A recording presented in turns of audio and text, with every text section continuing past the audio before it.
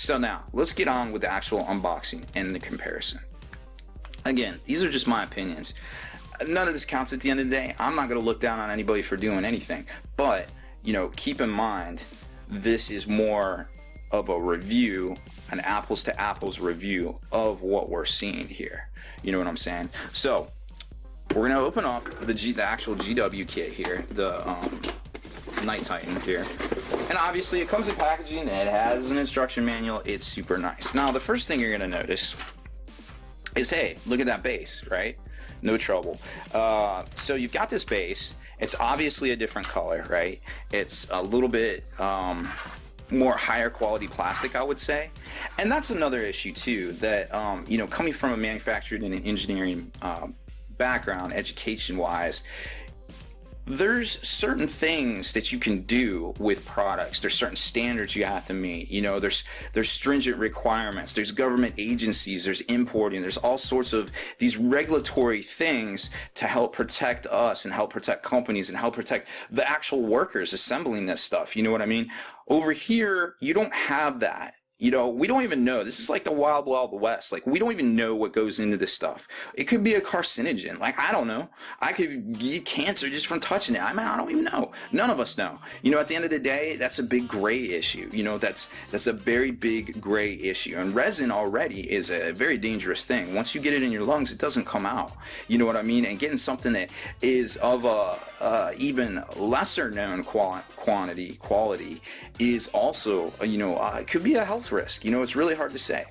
So getting on with it, you know, you've got this base that's obviously also a recast. It doesn't seem to have quite the same quality, but the fact that they have the ability to recast even the base is really interesting in and of itself. So you got that. So we'll put those aside just so we don't mix it up, because that's the last thing I want to do.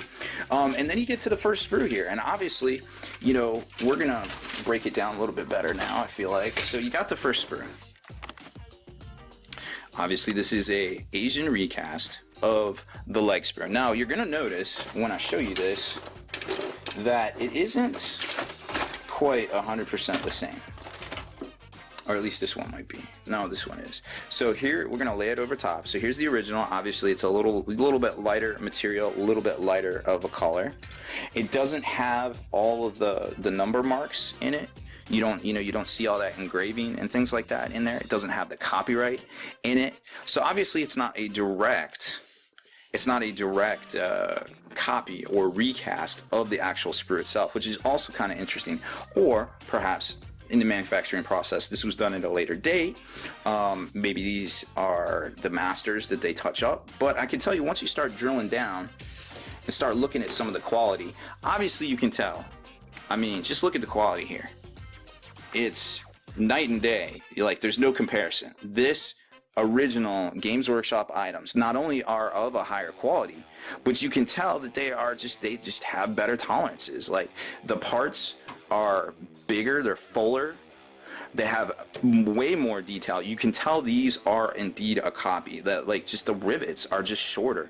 Like, you're talking, once you make a copy of a copy, yeah, it might be a 64th of an inch, it might be, you know, a 32nd, you know, it might, but it's noticeable when it's noticeable to the naked eye.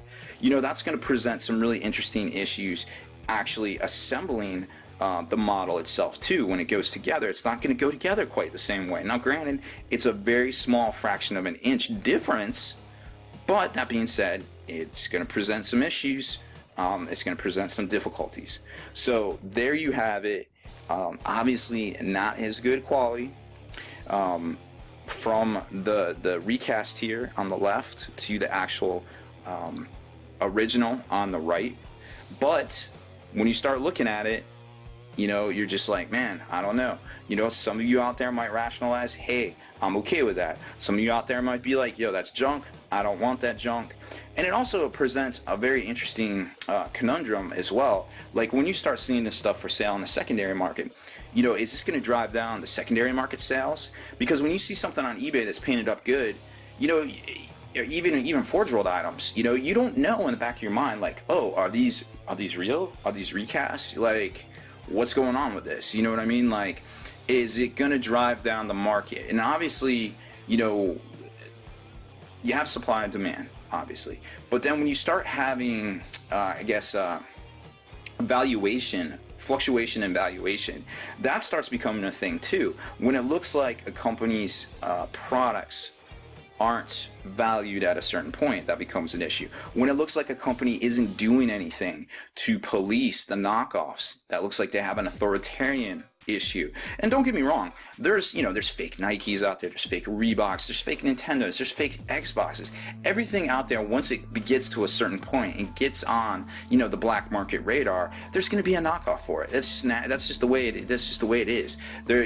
Once I started doing bits and cutting bits off the sprue, every Tom, Dick, and Harry out there was like, yo, I can cut bits off the sprue too, just as easily. Hey, let me go do that. But yeah, you could, but you don't know as much. You don't know how to cut it down. You're going to have your own different way. Obviously, in the past, I was persecuted for what I did. I was very visible. I was out there. I was promoting my business.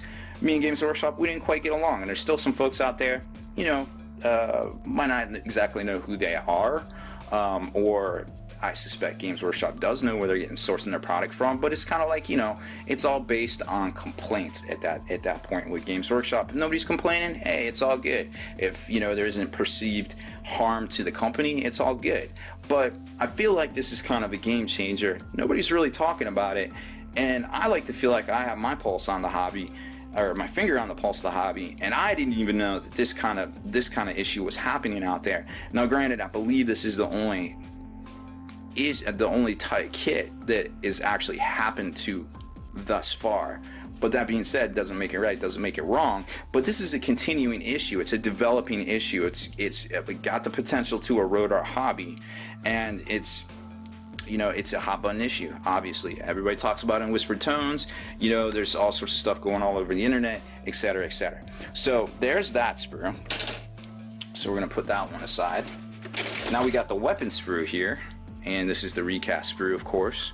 Not quite as good a quality. Obviously, it's already got a bit of a bevel to it. It's already going to be missing that fraction of an inch because it is a copy.